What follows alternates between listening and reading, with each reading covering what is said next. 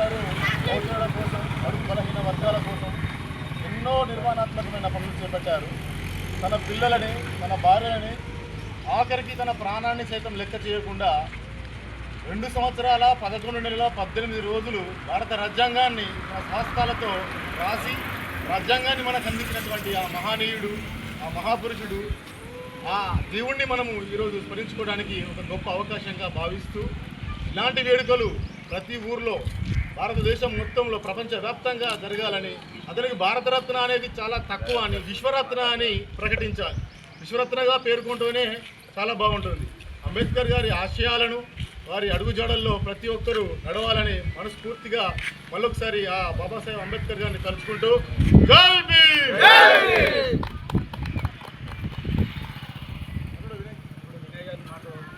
అందరికీ జై భీమ్.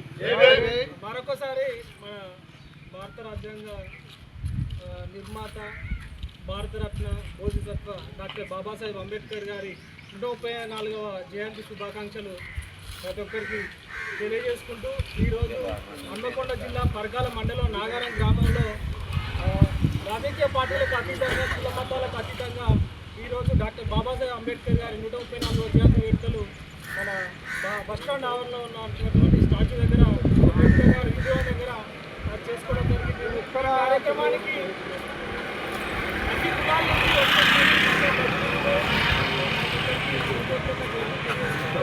డాక్టర్ బాబాసాహెబ్ అంబేద్కర్ గారు అసలు ఈ దేశంలో మనకు ఎలాంటి హక్కులు లేనటువంటి స్థితి నుండి మన ధర్మశాస్త్రం ప్రకారం కేవలం కుల వ్యవస్థలో మనం అట్టడుగులో ఎటువంటి హక్కు లేనటువంటి మనకి డాక్టర్ బాబాసాహెబ్ అంబేద్కర్ గారు భారత రాజ్యాంగం ద్వారా ప్రతి ఒక్కరికి హక్కు కల్పించడం జరిగింది.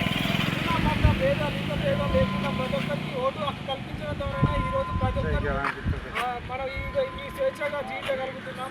కనుక కేవలం డాక్టర్ బాబాసాహెబ్ అంబేద్కర్ గారిని జయంతుల వర్ధంగా అక్కడే కాకుండా ఆయన అనుకున్న లక్ష్యం